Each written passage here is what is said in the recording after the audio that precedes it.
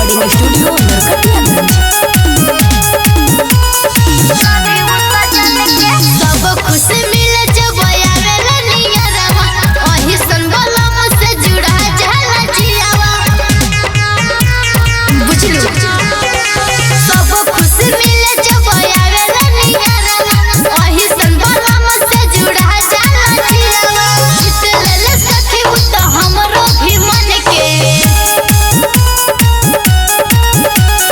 दिलवा ही बोलता love you सजन के।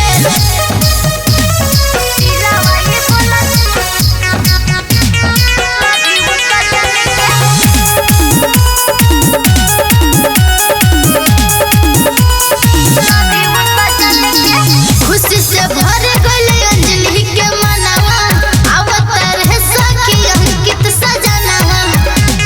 बहुत खुश बानी हो, खुशी से भर गइल अंजलि के मनवा, अवतार है सखी अंकित सजनवा। अचारा भी उड़े लागल हमारा ई तन से,